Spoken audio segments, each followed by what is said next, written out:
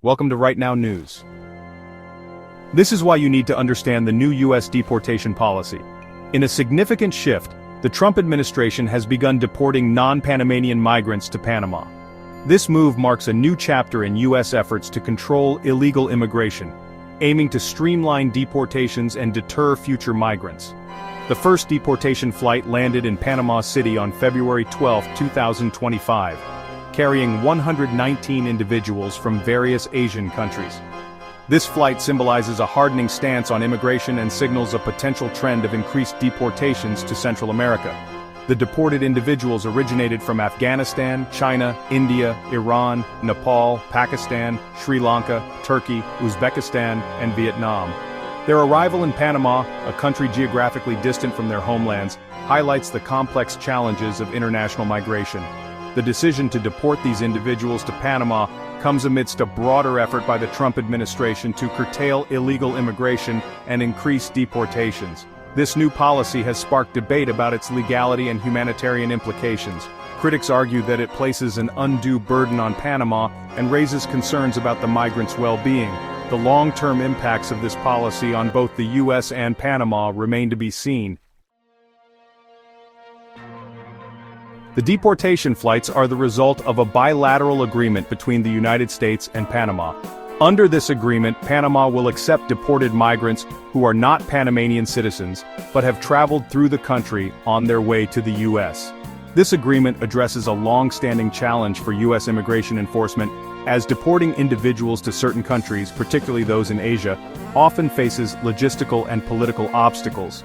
By securing Panama's cooperation, the Trump administration aims to expedite the deportation process and reduce the number of undocumented immigrants in the U.S.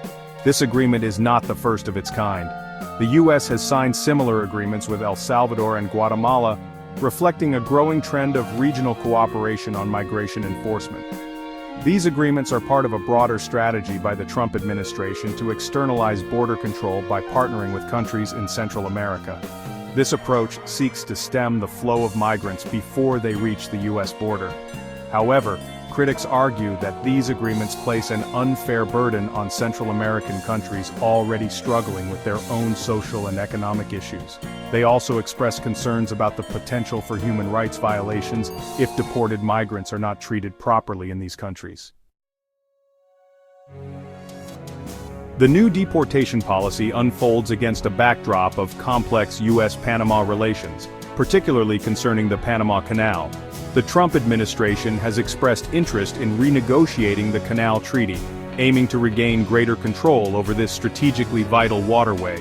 This has led to tensions with Panama, which considers the canal a sovereign asset.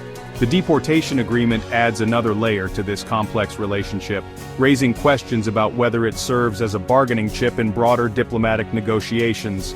Moreover, Panama itself faces significant migration challenges. The country serves as a transit point for migrants, primarily from Venezuela, traveling north through the treacherous Darien Gap to reach the U.S. The influx of migrants has strained Panama's resources and fueled social tensions. The U.S. deportation policy could exacerbate these challenges by sending additional migrants to a country already grappling with a migration crisis. This situation highlights the interconnected nature of migration flows in the region and the need for comprehensive solutions that address the root causes of displacement. The U.S. deportation policy, while aimed at addressing U.S. concerns, has far-reaching implications for Panama and the wider region. The Trump administration considers the deportation agreement with Panama a diplomatic victory. It demonstrates the administration's ability to leverage its power to achieve its immigration goals, even if it means relying on controversial tactics. This agreement could pave the way for similar agreements with other countries, further expanding the U.S.'s capacity to deport migrants beyond its borders. However, the long-term consequences of this policy remain uncertain.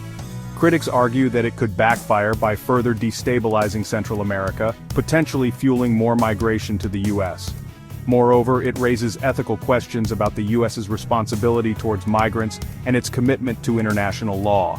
The deportation of Asian and African migrants to Panama marks a significant development in U.S. immigration policy. It reflects a hardening stance on immigration and a willingness to pursue unconventional methods to achieve policy objectives. While the Trump administration touts this as a success, its long-term impact on Panama, the migrants, and the region remains to be seen. Stay tuned to Right Now News for more breaking updates, in-depth analysis, and the stories that matter most. Don't forget to like, share, and subscribe to stay informed and connected. See you next time.